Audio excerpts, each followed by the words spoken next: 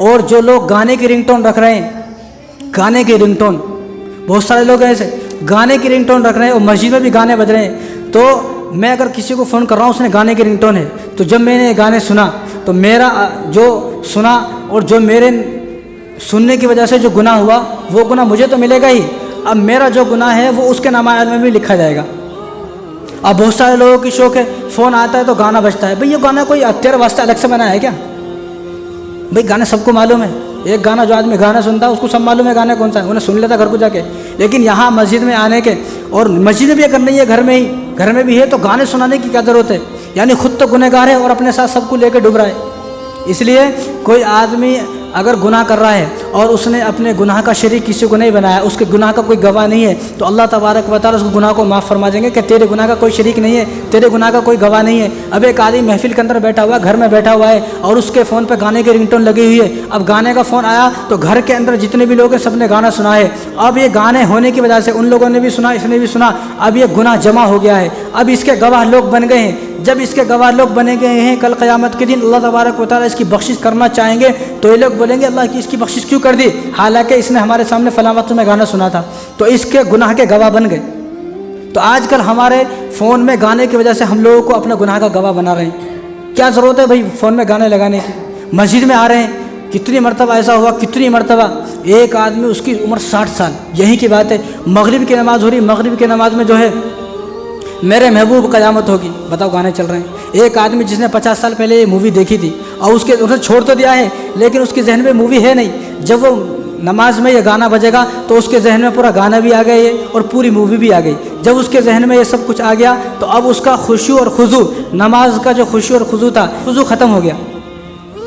उमर रज़ियल्लाहु तआला अन्हु के ज़माने में जो आदमी दूसरे लोगों की नमाज में खलल डालता तो उसको कोड़े लगवाते थे आप कि ये आदमी दूसरे नमाजों की जो है खलल डाल रहा है नमाज में, इसको कोड़े लगाए जाए। आज हमारी नमाज़ें ख़राब हो रही है, आज बताना पड़ता है भाई मोबाइल स्विच ऑफ कर लें, मोबाइल स्विच ऑफ कर लें, स्विच ऑफ कर लें, फिर भी 2-4 आदमियों का फ़ोन जो है स्विच ऑफ नहीं होता, ऑन रह जाता है। भरी मस्जिद भरी हुई है, 400-500 आदमी नमाज़ पढ़ रहे हैं, उनके दरमियान एकदम से फ़ोन आता है और गाना बज जाता है। यानी फ़ोन आना ये कोई बड़ी बात नहीं भाई, फ़ोन आ सकता है किसी का भी, लेकिन आप रिंगटोन तो सादा लगाए ना, गाने की रिंगटोन की क्या ज़रूरत है?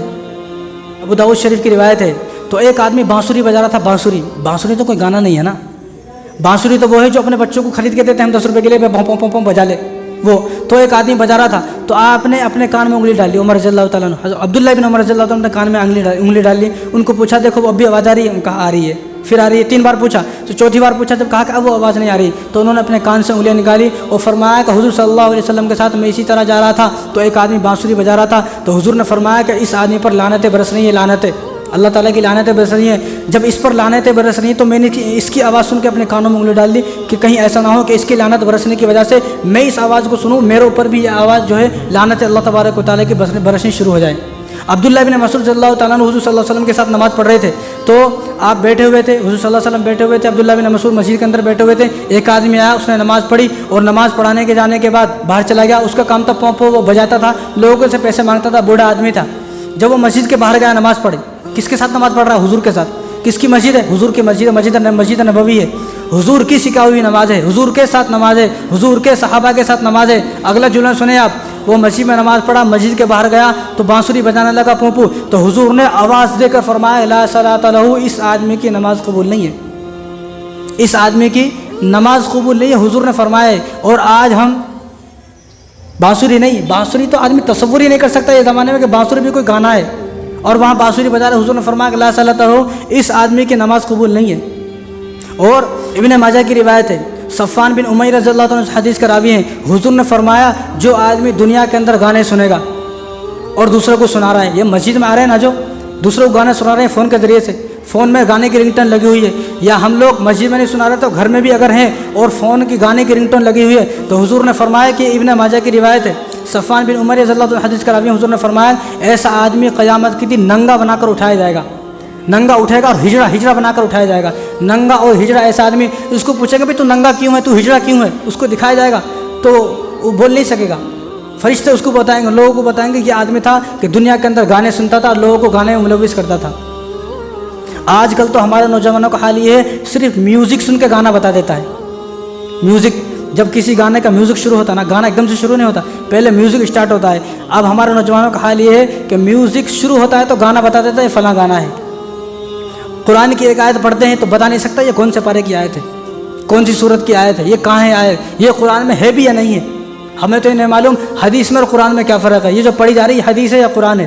हालांकि हुजूर ने फरमाया उमिरतु बिहदमी तबली वल मिज़मार, अल्लाह तबारक व तआला ने जो मुझे भेजा है, मेरे भेजने का जो मकसद है वो ये है कि मैं गाने बजाने वाली जितनी भी चीज़ें इन सबको तोड़कर फेंक दूँ। तो सबसे पहले अपने फ़ोनों से गाने की रिंगटोन हटाए। दूसरी बात, स्क्रीन पर किसी हीरो हीरोइन की फ़ोटो रखना नाजायज़ हराम है।